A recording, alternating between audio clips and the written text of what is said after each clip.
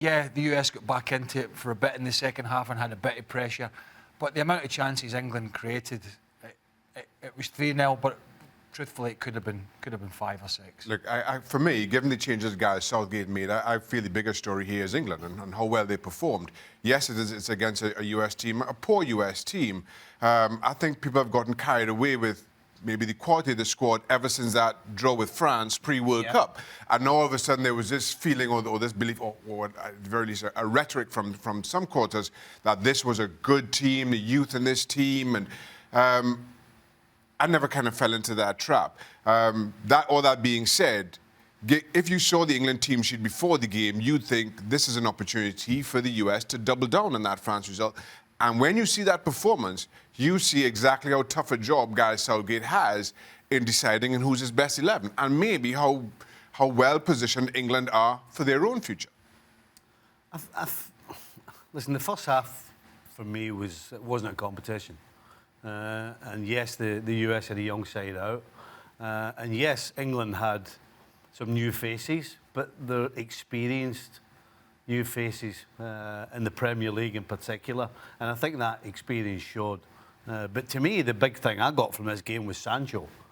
I mean, yes, he's been doing great for Dortmund at his club level, but he stepped on the field and he showed the young American guys that regardless of how inexperienced you might be at international level, if you have the confidence and the desire to do well, you can do well. I want to bring up this tweet, and it kind of sums up a lot of US fans that we've seen on Twitter over the last couple of hours saying USA looked terrible today. Add to the fact that this was against England reserves makes it even more worrying for the so-called prospects. They need someone who can coach them the basic tactics. Well, is it really that simple? I'll pick you up on that. First and foremost, let me just go back a bit. US soccer are becoming a bit of a, you might say a joke, I could say a bit of a joke over this managerial appointment, right? It's just dragging on for too long. Somebody needs to get in and need to get a structure. You keep leaving it and leaving it and leaving it. Point, in my opinion, with that tweet, where the tweet would be wrong is you're really not coaching players at international level for such a short period of time. These players are coached from kids and up through their club level. Yeah. They're coached Monday through Friday before their game on a weekend at the club. That's where the coaching is done. You, as an international manager, start working on where a player's strengths and weaknesses are, what positions he can play in, how does he fit in with the team.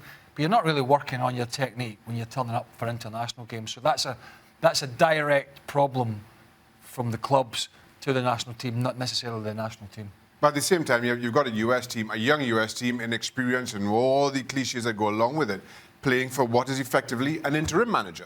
And that's never a good position to be in as a player when you're not quite sure who the next boss is going to be, whether you're going to fit into their plans, how they want to play, what do I do now to kind of play my way into those plans. And in all honesty, US soccer has handled this farcically. It's over a year since that loss against Trinidad and Tobago.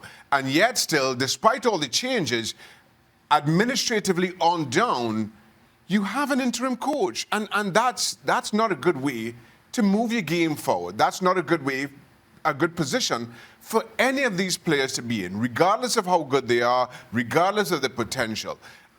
I sympathise with the young players in that regard, certainly. Isn't it just a fair statement to make that the players aren't good enough? Look at the England squad. How many of the US players get into that squad? I think you can say the players aren't good enough for what people expect. For some reason, I don't know when this started, but when I came to this country, you know, when the US were doing well in World Cups, and getting out of group stages, you know, they were keeping it tight and they were breaking on teams, and that's how they did it. All of a sudden now, everybody in the US expects the US national team to be a Manchester City or a team like that who are going to open up and play all this lovely open-flowing football.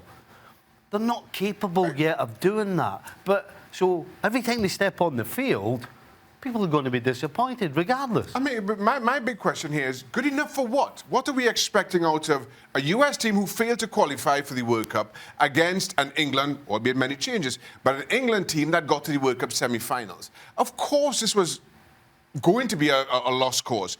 And that's the trouble or the challenge. Whenever the US plays well, it's trumpeted to be a whole lot more than it actually is. And when they don't, all of a sudden, US Shock has been dragged back in the dark ages. This team, as always, with every single US team, will be judged on how they compete in CONCACAF. And ultimately, there is one real challenger to that title over the long term, and that's Mexico. Yes, we've seen Costa Rica do really well over the last couple of cycles, but ultimately, US will be judged shoulder to shoulder with Mexico. And they need to figure this out because these qualifiers will come around quickly, and they have to have a plan, a long-term plan.